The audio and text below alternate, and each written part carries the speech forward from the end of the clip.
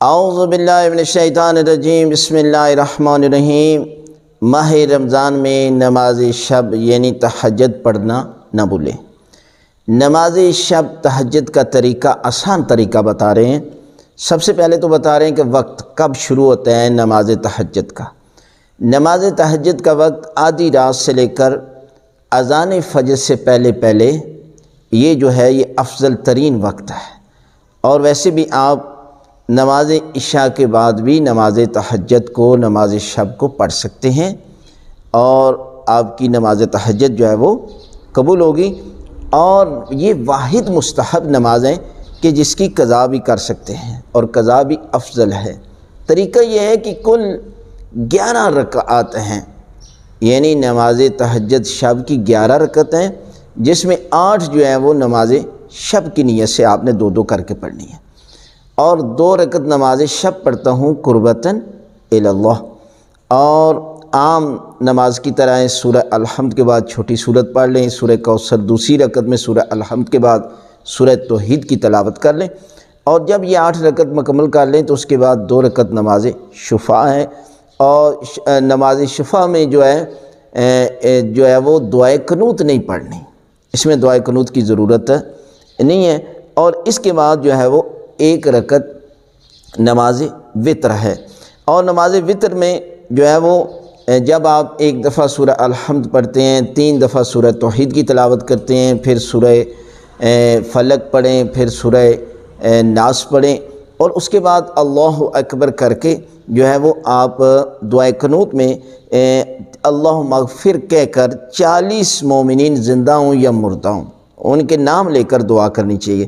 پھر 70 مرتبہ استغفر اللہ ربی و اتوب الیہ، یہ بھی دعائے قنوت میں پڑھیں، اور 7 مرتبہ کہیں ھذا مقام العائذ بک من النار، یہ 7 مرتبہ کہیں، یعنی یہ اس شخص کا مقام ہے جو تیری بارگاہ میں آگ سے پناہ چاہتا ہے۔ اور اگر 11 رکعت نہ پڑھ سکیں تو فقط آخری 3 رکعت نماز پڑھ لیں، یعنی 2 شفع پڑھ لیں اور 1 وتر پڑھ لیں۔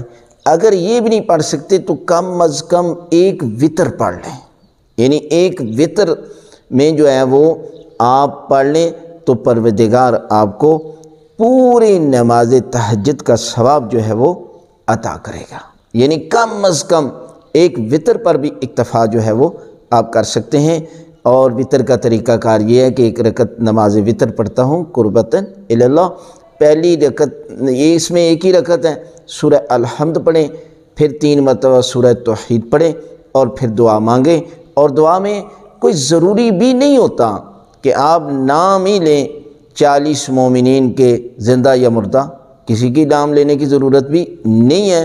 آپ صرف دعا کر کے رکوع کر کے سجدہ کریں تو سلام کریں، اور اس کے بعد جو ہے یہ آپ کی نماز تہجد جو ہے وہ مکمل ہو جائے گی۔ لیکن یہ مستحب طریقہ بتایا گیا ہے کہ آپ دعائے قنوت میں اپنے مومنین کو یاد کریں، چاہے وہ زندہ ہوں چاہے وہ مردہ ہوں، اس لیے کہ یہ مقام، یہ دعا، یہ نماز وہ نماز ہے کہ جس میں پروردگار ہر دعا کو قبول کرتا ہے۔